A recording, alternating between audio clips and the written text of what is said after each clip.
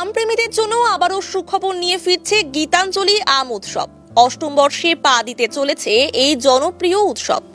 আগামী 6 জুন থেকে 8ই জুন পর্যন্ত শিলিগুড়ির সিটি সেন্টারে এই উৎসবের আয়োজন করা হয়েছে।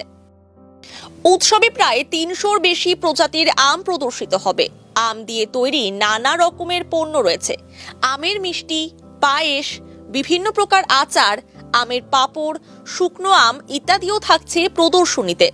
বুধবার শিলিগুড়ি জার্নালিস্ট ক্লাবে একটি সাংবাদিক বৈঠক করে উদ্যোক্তারা জানান, দেশের বিভিন্ন প্রান্ত থেকে আগত 62 জন কৃষক তাদের চাষ করা দুর্লভ ও বৈচিত্র্যময় আম নিয়ে অংশগ্রহণ করবেন এই উৎসবে। পুরো প্রদর্শনীটিতে 30টি স্টল থাকবে। সবচেয়ে বড় আকর্ষণ হতে চলেছে প্রায় 2 লক্ষ টাকা মূল্যের বিরল প্রজাতির মিয়াজাকি আম। সঙ্গে থাকবে হারিয়ে যাওয়া নানা ধরনের দেশি আমের সম্ভারও। আমরা 2010 থেকে এই ম্যাঙ্গো ফেস্টিভ্যাল শুরু করেছিলাম। 2013-তে যখন গীতাঞ্জলির 100 বছর শুরু হয়, তখন থেকে আমরা এটাকে গীতাঞ্জলি ম্যাঙ্গো ফেস্টিভ্যাল হিসেবে, যাতে আমাদের যে কালচার, বাংলার যে কালচার আছে রবি ঠাকুরের সাথে গোটা পৃথিবীকে এই আমের থ্রু দিয়ে যাতে জুড়তে পারি, এটা আমাদের মেন উদ্দেশ্য থাকে। আমরা এই 3 দিন 6, 7, 8 জুন এই যে প্রোগ্রামটা করছি, আমরা সকালবেলা থেকে এই প্রোগ্রাম শুরু করছি। সকাল 8টার থেকে আমরা বিশেষ করে যোগা এবং ওয়েলনেস, আমের থ্রু দিয়ে কি করে আমরা আমাদের স্বাস্থ্যটাকে ভালো রাখতে পারি তার ওয়ার্কশপ চলবে। তারপরে 11টার থেকে কন্টিনিউয়াসলি আমাদের বিভিন্ন রকম কম্পিটিশন, বিভিন্ন রকম সাংস্কৃতিক প্রোগ্রাম এইটা চলতে থাকবে এবং সেটা বিকেল সন্ধ্যা 7টা অবধি সেটা চলবে। আমরা ভুটান, মেঘালয়, সিকিম, দার্জিলিং, মহারাষ্ট্র এবং পশ্চিমবঙ্গ, তার বিভিন্ন জায়গার যে কালচার সেটাকে আমরা এখানে দেখতে পারবো। আমরা ইউথদের একটা বড় পার্টিসিপেশন এখানে দেখতে পারবো। তার কারণ হচ্ছে আমরা চাই যে এই ধরনের অ্যাগ্রো বেসড বিজনেস, যেগুলোকে আমরা সাস্টেনেবল প্রসেস বলে থাকি, গোটা পৃথিবী যেদিকে এগোতে চাইছে, তার একটা জায়গা আমাদের ইউথদেরকে খুলে দিতে, যে অ্যাগ্রো বেসড ইন্ডাস্ট্রি এবং অ্যাগ্রো ট্যুরিজমের সাথে তারা যাতে যুক্ত হতে পারে। এই জন্য সেটা নিয়ে থাকবে হচ্ছে ওয়ার্কশপ এবং এক্সপার্টদের সাথে ইন্টারাকশন এটার মধ্যে থাকবে। আর 30টার উপরে স্টল থাকবে, যেখানে আম চাষিরা তাদের আম বিক্রি করবে, আম মিষ্টি থাকবে, আম নিয়ে বিভিন্ন প্রোডাক্ট থাকবে, বিভিন্ন গ্রামীণ পর্যটন সেখানে থাকবে, হ্যান্ডিক্রাফট, হ্যান্ডলুম এবং অর্গানিক প্রোডাক্ট কিন্তু সেখানটা আমরা পাবো আর কি। এই বছরের সবচেয়ে বড় স্পেশালিটি হিসেবে যেটা থাকছে সেটা হচ্ছে আম মিষ্টি। আমরা বিভিন্ন রকম আম মিষ্টি, যে আমটাকে যে সেকেন্ডারি প্রোডাক্টে কি করে নিয়ে যাওয়া যায়, সেই আম মিষ্টিটাকে আমরা খুব বড় করে এবার নিয়ে আসছি। আমরা অলরেডি জানি যে উত্তরবঙ্গে বিভিন্ন জায়গায় আম দই এবং আম মিষ্টি বিক্রি হয়ে থাকে, কিন্তু গোটা বেঙ্গল, যেটাতে আমরা বলি যে সুইটেস্ট পার্ট অফ ইন্ডিয়া, আমরা বেঙ্গলকে বলে থাকি, সেখানে কত রকমের আম মিষ্টি হতে পারে এবং সেই ভ্যারাইটি গুলো যাতে মানুষ পেতে পারে, সেটাকে আমরা কিন্তু এইবার আমরা খুব বড় করে তুলে ধরার চেষ্টা করি। এই মুহূর্তে আমাদের সাথে 62 জন মতো চাষি আমাদের সাথে রেজিস্টার করেছে। তার মধ্যে আমাদের যেই ডিস্ট্রিক্ট গুলো আছে, মালদা, মুর্শিদাবাদ, উত্তর 24 পরগনা, দক্ষিণ 24 পরগনা, কুচবিহার, জলপাইগুড়ি, এই বিভিন্ন জায়গার থেকে অলরেডি আম চাষিরা আমাদের সাথে রেজিস্টার করেছে। আরো বেশি লোকেরা, আরো বেশি আম চাষিরা কিন্তু এটাতে রেজিস্টার করছে। তার সাথে আম প্রোডাক্ট নিয়ে যেসব ছোট ছোট ইন্ডিভিজুয়াল বা কোম্পানিগুলো আছে, তারাও কিন্তু আমাদের সাথে এখানে থাকবে। এবং আমরা ভুটান, নেপাল, মেঘালয়ের পার্টিসিপেশন আমরা খুব বড় করে পেতে চলেছি। আমরা অ্যাজ আ পার্টনার স্টেট মেঘালয়কে পাবো, অ্যাজ আ পার্টনার কান্ট্রি আমরা ভুটানকে পাবো, and as a cross border country আমরা নেপালকে পাচ্ছি আর কি এই ফেস্টিভ্যালের মধ্যে। এবং আমরা আশা করছি যে এই ধরনের যে ক্রাইসিস, যেটা পর্যটনের উপরে খুব ইমিডিয়েটলি এই যুদ্ধের কারণে এসেছিল, সেটার থেকে অনেকটাই এই উৎসবের মাধ্যমে আমরা বেরিয়ে আসতে পারবো। স্পেশাল কি আম থাকছে আমাদের? যেটা গত বছর আমাদের যেটা 7th ম্যাঙ্গো ফেস্টিভ্যাল ছিল, সেখানে সবচেয়ে বড় অ্যাট্রাকশন আমরা দেখেছিলাম মিয়াজাকি। তো সেই মিয়াজাকি আম যেরকম থাকবে, আমাদের সবচেয়ে ডেলিকেট এবং সবচেয়ে বিখ্যাত আম আমাদের বাংলার আমাদের কোহিতুরও থাকবে। এবং তার সাথে সাথে আমরা যে লোকাল ভ্যারাইটি আমের, সেগুলোকেও যেরকম পাবো, আমরা অনেকগুলো আম চাষিরা নিজেরা তৈরি করেছে এরকম ভ্যারাইটি আমও কিন্তু আমরা পাবো। তার কারণ হচ্ছে আমরা অনেকেই জানি না যে এগ্রিকালচার ইউনিভার্সিটি বা হর্টিকালচার বাইরেও আমাদের আম চাষিরা তারা তাদের স্কিল দিয়ে কিন্তু অনেক রকম আম শুধু নবাব আমল থেকে নয়, এখনো তারা কিন্তু সেটা তৈরি করে চলেছে। সেই আমগুলোকেও কিন্তু আমরা দেখতে পাবো এবং এখানে অনেক নতুন ভ্যারাইটি আমের কিন্তু লঞ্চিংও হবে। বালুরঘাট পুরসভার অন্তর্গত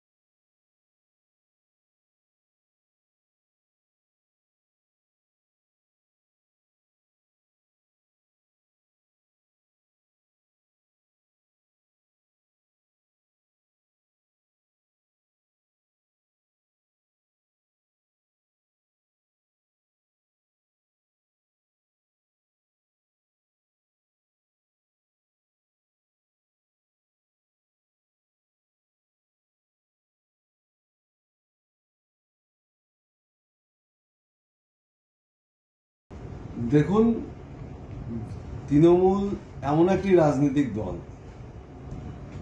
যেখানে মানুষের নজর পৌঁছায় না, সেই জায়গাগুলো থেকেও ওরা চুরি করার ফন্দি বের করে। শ্মশানে চুল্লি খারাপ, মরা মানুষরা তো এর প্রতিবাদ করতে পারবে না, সেই জায়গায় এরা লক্ষ লক্ষ কোটি কোটি টাকা ওরা বিল বানাবে, দেখবে কে? দেখার মতন লোক নেই। আর ঘন ঘন এইভাবে বালুরঘাটে চুল্লি নষ্ট হবে, তারা রিপেয়ারিং করবে। পৌরসভার টাকা মানে তো সরকারি টাকা, জনগণের টাকা, এইভাবে এরা চুরি করছে। এর আগে আপনারা শুনেছেন বালুরঘাটে যে ঘড়ি মেরামত নিয়ে কত না করেছে, লক্ষ লক্ষ টাকা সেখানে দুর্নীতি। তৃণমূল এইভাবে লুটে পুটে চুরি করে খাচ্ছে, চোরেদের সরকার। গত বছর 36 লক্ষ টাকা দিয়ে কিন্তু সেই চুল্লি চালানোর পরেও কিন্তু নষ্ট হয়ে পড়ছে বারংবার।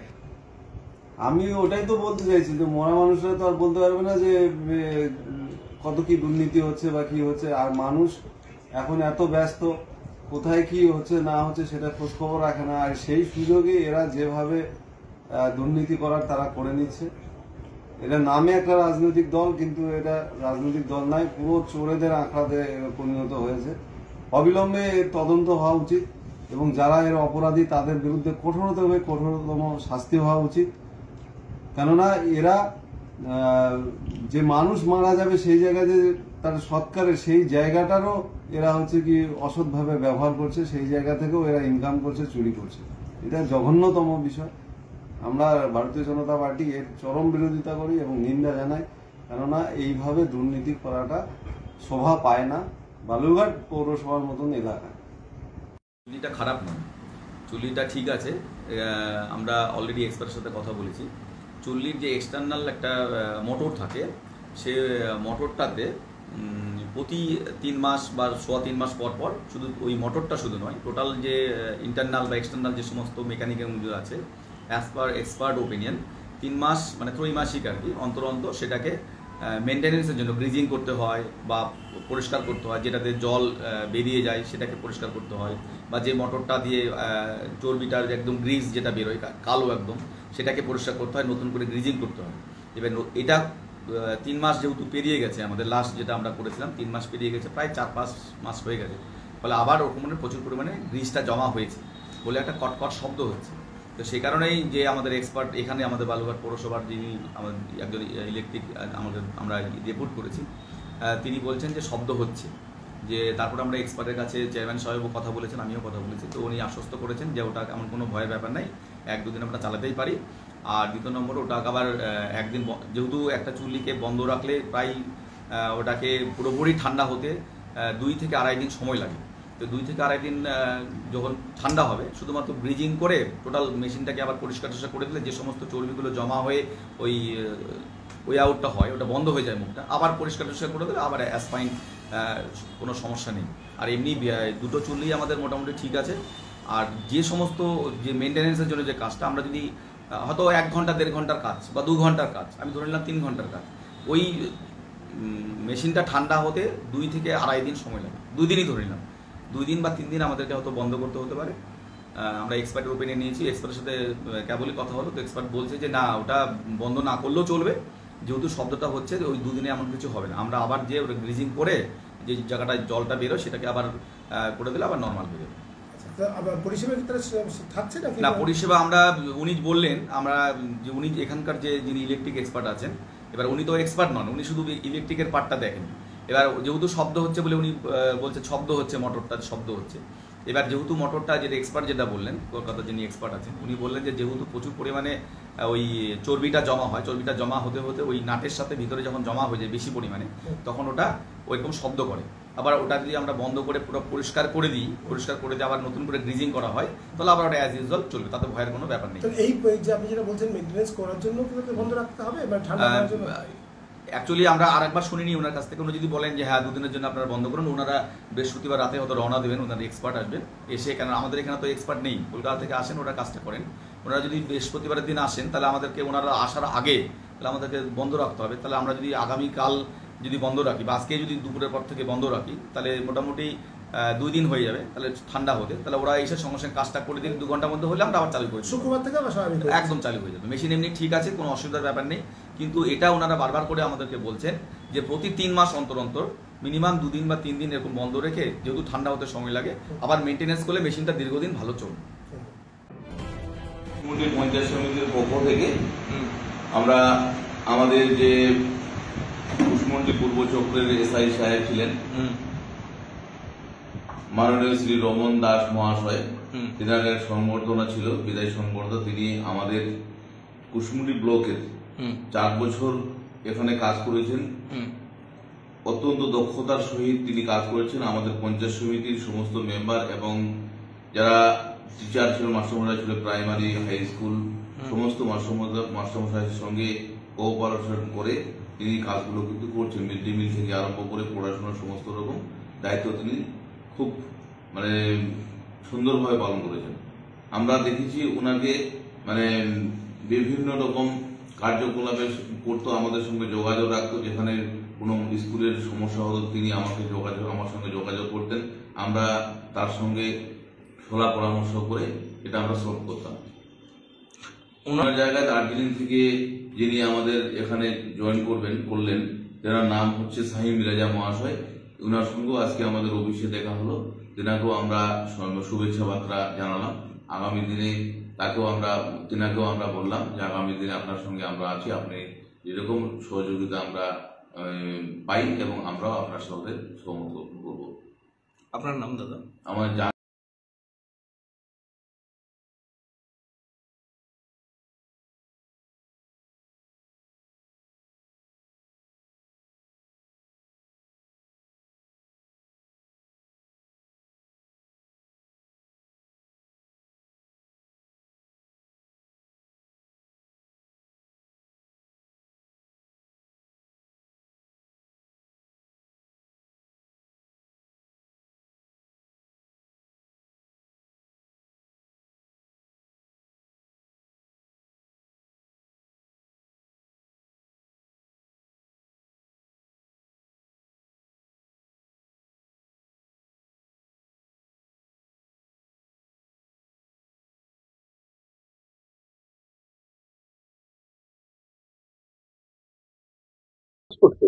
কালিয়ামত পার্বতী সুন্দর কত নম্বর পেয়েছে?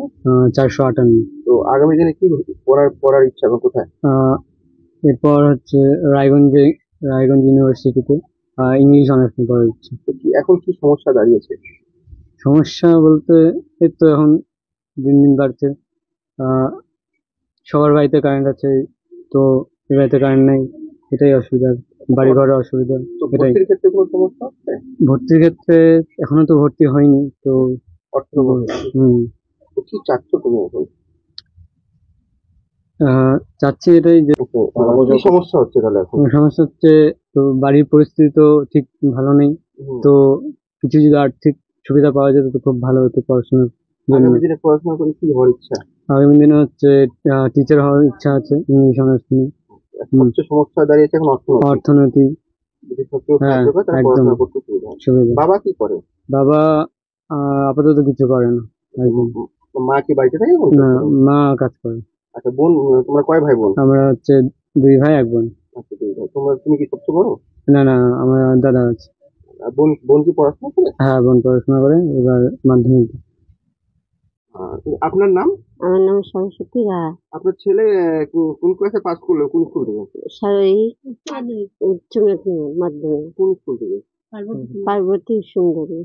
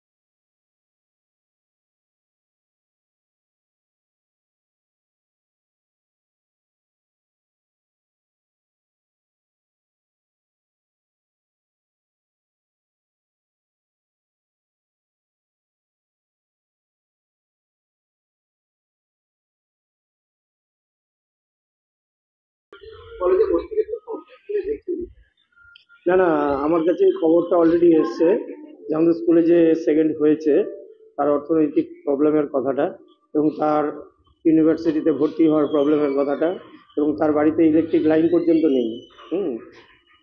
এত বাজে সংকটের মধ্যে দিয়ে সে যে এত ভালো রেজাল্ট করেছে তাকে কৃতিত্ব দেওয়া উচিত, এবং আমাদের স্কুলের তরফ থেকে তার পরবর্তী পড়াশোনার জন্য যতটা হেল্প করা দরকার আমাদের পার্বতী সুন্দরী হাই স্কুল তাকে হেল্প করবে। একদমই একদমই, তার পড়ায় যেন কোনো বাধা না হয় সেটা পার্বতী সুন্দরী হাই স্কুল দেখবে, যথাযথ হেল্প করবে। শিক্ষাক্ষেত্রে বিভিন্ন ইস্যুকে দাবি কোনো অজুহাতে যোগ্য শিক্ষকদের চাকরি যেন বাতিল না হয়। তিনি আরো কি বললেন শোনাবো আপনাদের। কি নাম, সংগঠনের কি দায়িত্বে আছেন? আমরা বঙ্গীয় প্রাথমিক শিক্ষক সমিতির পক্ষ থেকে আজকে রায়গঞ্জে অবস্থান বিক্ষোভ করছি। আমার নাম সুজন কৃষ্ণ পাল, বঙ্গীয় প্রাথমিক শিক্ষক সমিতির উত্তর দিনাজপুর জেলার সম্পাদকের দায়িত্বে রয়েছে। কিসের অবস্থান বিক্ষোভ? আমরা আজকে এই অবস্থান বিক্ষোভে সামিল হয়েছি। মুখ্যমন্ত্রী মমতা ব্যানার্জি বিগত বছরগুলোর মতো এবছরও স্বেচ্ছাচারীর ন্যায় হঠাৎ করেই দুবার নির্দেশের মাধ্যমে অপরিকল্পিতভাবে গরমের ছুটি ঘোষণা করে দিয়েছেন। অথচ আমাদের উত্তরবঙ্গে গরমের তেমন কোনো প্রভাব নেই বললেই চলে।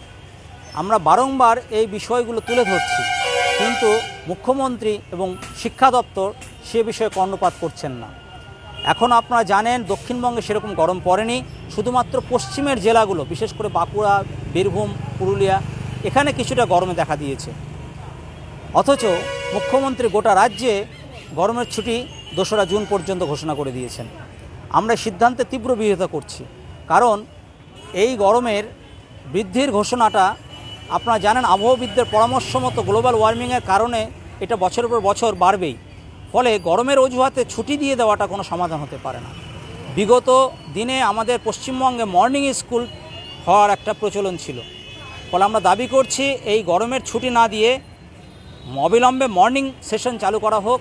পাশাপাশি উত্তরবঙ্গের জেলাগুলোতে জুন জুলাই মাসে যখন গরমের তীব্রতা দেখা দেয় তখন গরমের ছুটি দেওয়া হোক। এমনকি জেলাভিত্তিক গরমের ছুটি ঘোষণা করার সরকার নীতি গ্রহণ করুক। পাশাপাশি আমরা এই গরমে পর্যাপ্ত পরিমাণে পানীয় জল, ওআরএস এবং ওয়াটার ওয়েল প্রচলন করার ব্যবস্থা দাবি করছি। এই দাবির পাশাপাশি আপনারা জানেন ইতিমধ্যেই মধ্যশিক্ষা পর্ষদ ও সিবিআইয়ের ব্যর্থতার কারণে 26,000 হাইস্কুল শিক্ষকের চাকরি চলে গিয়েছে। আগামীতে 32,000 প্রাথমিক শিক্ষকের চাকরির অশনি সংকেত দেখা দিয়েছে। পর্ষদ তাদের অবস্থান এখন স্পষ্ট করেনি। আমাদের দাবি কোনো অজুহাতেই যোগ্য শিক্ষকের চাকরি যেন বাতিল না হয়, সে বিষয়ে নিশ্চয়তা পশ্চিমবঙ্গ প্রাথমিক শিক্ষা পর্ষদকে নিতে হবে, হাই স্কুলের ক্ষেত্রে মধ্যশিক্ষা পর্ষদকে নিতে হবে। এবং যে পাশফেল প্রথা না থাকার জন্য সরকারি স্কুলের শিক্ষার মান ধ্বংস হয়ে যাচ্ছে, অবিলম্বে পাশফেল প্রথা চালু করতে হবে। বেসরকারিকরণের নীল নকশা জাতীয় শিক্ষানীতি 2020 এবং রাজ্য শিক্ষানীতি 2023 বাতিল করতে হবে। এই দাবিগুলিতে আমরা আজকে আমাদের জেলার ডিআইয়ের নিকটে আমাদের ডেপুটেশনের কর্মসূচি চলছে। আপনার কি মনে হয় যে আপনাদের এই বিক্ষোভ করে আপনারা গরমের ছুটিটাকে স্থগিত করতে পারবেন? আমরা আশাবাদী। এবছর অন্তত একটা সিদ্ধান্ত হয়েছিল, যখন আমরা দেখেছিলাম প্রথমে 12 দিনের গরমের ছুটি ঘোষণা করা হয়েছিল, যে সরকার মর্নিং স্কুল করার ভাবনা চিন্তা রেখেছেন। কিন্তু আমরা আশঙ্কা করছি এই নিয়োগ দুর্নীতির কারণে সরকার নিজেদের ল্যাজে গবরে অবস্থাকে ধামাচাপা দেওয়ার জন্য আবারও এরকম অপরিকল্পিতভাবে গরমের ছুটি দিয়ে দেওয়া হলো। কারণ ইতিমধ্যেই হাই স্কুলগুলোতে শিক্ষকের অভাবে ভয়ঙ্কর অবস্থা তৈরি হয়েছে। আগামী দিনে প্রাথমিক শিক্ষকের অভাবে প্রাথমিক স্কুলগুলির এরকম আশঙ্কা করা হচ্ছে। এই মানে শিক্ষকের অভাবেই কি আপনি বলতে যাচ্ছেন যে গরমের ছুটিটা দিয়ে দেওয়া হলো? হ্যাঁ, সরকার নিজেদের ব্যর্থতা এবং দুর্নীতির ঘটনাকে ধামাচাপা দেওয়ার জন্যে এবং সরকারি স্কুলগুলির দুরবস্থাকে ধামাচাপা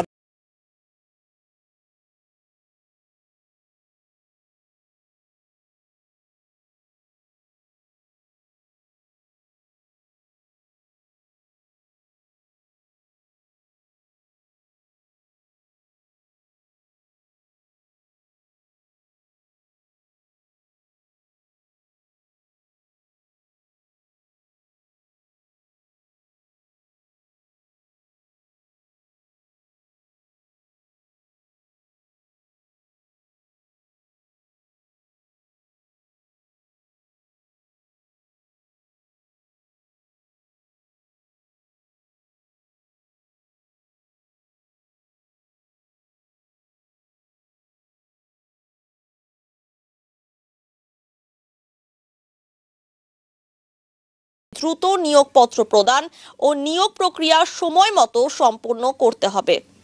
এই 4টি দাবির পাশাপাশি আরও 6টি দাবি জানানো হয়, যার মধ্যে রয়েছে ইসিসিই কার্যক্রমের জন্য প্রয়োজনীয় সামগ্রী প্রদান, পানীয় জল ও শৌচাগারের ব্যবস্থা, পুরনো ঘরের সংস্কার করতে হবে। আমরা আজকে দাবি নিয়ে এসেছি।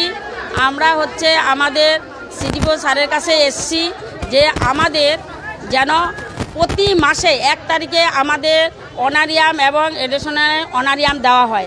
কারণ এই দাবিটা করছি এ কারণে, কারণ আমাদের একটা অনারিয়াম দেওয়া হয় 1 তারিখ বা 2 তারিখে, আর একটা অনারিয়াম দেওয়া হয় 20 তারিখের পরে মাসের শেষে। তাহলে আমরা চলবো কি করে? তারপরে আরেকটা ভেজ বিল, ফুয়েল বিল যেন আমাদের কন্টিনিউ করা হয়, যেন জানুয়ারি মাসেটা ফেব্রুয়ারি মাসেরটা মার্চ মাসে সেটা পাই, এটার জন্য। আর আমাদের এই যে 2 মাস গত হয়েছে যে একটা পিভি ট্রেনিং হয়েছিল, সেটাতে তারপরে আমাদের বলছে আমাদের কন্টিনিউ স্কুল করাতে হবে। ইসিই একটা মানে আমাদের ইসে আছে আর কি, সাবজেক্ট আছে, সেটা করাতে হবে। কিন্তু আমরা একদম ইচ্ছুক, ভালো কথা, এতে আমাদের বাচ্চারা অনেক শিখবে, আমরা বাচ্চাদের ধরে রাখতে পারবো। কিন্তু আমাদের অফিস থেকে কোনো রকম কোনো টিএলএম, কোনো চার্ট পোস্টার কোনো কিছু দেওয়া হয় না, বরঞ্চ আমাদেরকে বলে আমাদের নিজের খরচা করে বানিয়ে বাচ্চাদের শেখাতে হবে। একটা আপনারা বলুন, একটা আঠা কিনতে, একটা রং পেন্সিল কিনতে, একটা ম্যাট কিনতে কত টাকা লাগে? হ্যাঁ, সেটা দিয়ে আমরা কতগুলো বানাবো? হ্যাঁ, কতগুলো ট্যাগ বানাবো, কতগুলো কি বানাবো?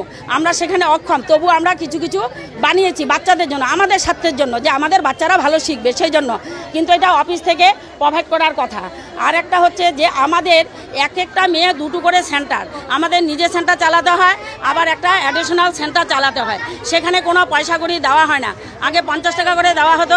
আপনারা বলুন আজকালকার বাজারে 50 টাকা কি, সেটাও দেওয়া হচ্ছে না। তা আমরা ইমিডিয়েটলি চাচ্ছি আমরা কোনো এডিশনাল সেন্টার আমরা করব না। ওনারা এবার এটা অফিস বুঝবে, সিটিপিও বুঝবে না, সুপারভাইজার করবে, কে করবে করুক, সেই সেন্টারটা ওরা কী করবে করুক।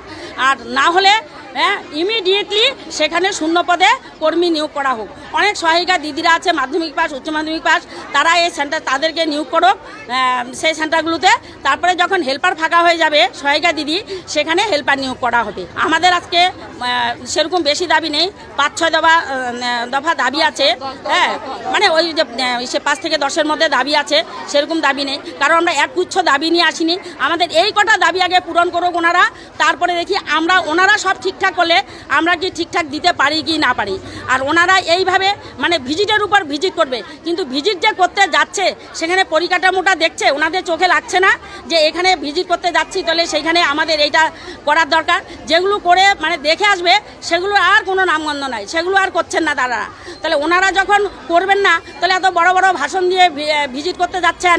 হ্যাঁ, ওনারা গাড়ি করে যাবেন ভিজিট করতে, হ্যাঁ, এসি গাড়িতে বসে বসে, আর আমরা আমাদের খড়ি নিয়ে যাব, ডিম নিয়ে যাব, হলুদ কিনে নিয়ে যাব, হ্যাঁ, বহন করে করে। দাবি এই যদি আমাদের দাবি পূরণ না হয়, এর থেকে আমরা বৃহত্তর আন্দোলনে করতে বাধ্য হব। আর আমরা নিয়মিত যদি সবজির বিল না দেয়, ডিমের বিল না দেয়, আমরা বাধ্য হয়ে, যদি না দেয়, আমরা যখন পারবো না, আমাদের দেয়ালে যখন পিঠ ঠেকে যাবে, আমরা মানে পরিষেবা দিতে বন্ধ হব। পরিষেবা ঠিক নয় বলছি, আমরা ডিম সবজি দিতে বন্ধ হব। কারণ আমাদের সব সময় পেশ করা হয় ডিমের ঝোল দাও, ডিমের ঝোল দাও। এক একটা মায়ের 84 পয়সা ডিমের। এবার কোনো সেন্টারে একটা দুটা মা আলু সরি ভুল বললাম, এটা আলুর দাম 84 পয়সা। কি করে দিব আমরা এতগুলো, যেখানে 50-60টা বাচ্চা, কি করে ডিমের ঝোলটা দিব? জলের মধ্যে হলুদ গুলাই ডিমের ঝোল দিব? তাতে আমাদের গ্রামেও কথা শুনতে হয়, মায়েদের কাছে কথা শুনতে হয়। অফিস দিবে না সাপ্লাই, অফিস স্টাফ দিবে, আবার ইভেন আমরা গ্রামেও কথা শুনবো। তাহলে আমরা কোন জায়গাটায় যাব? কিন্তু একটা কথা বলছি আপনাদের, আমরা কিন্তু করতে ইচ্ছুক, আমরা করব আমাদের গর্ভবতী প্রসূতি মায়েদের জন্য, বাচ্চাদের মায়েদের জন্য। কিন্তু সরকার যদি সেভাবে আমাদের সব কিছু প্রোভাইড করে, ওরা কেন দিচ্ছে না?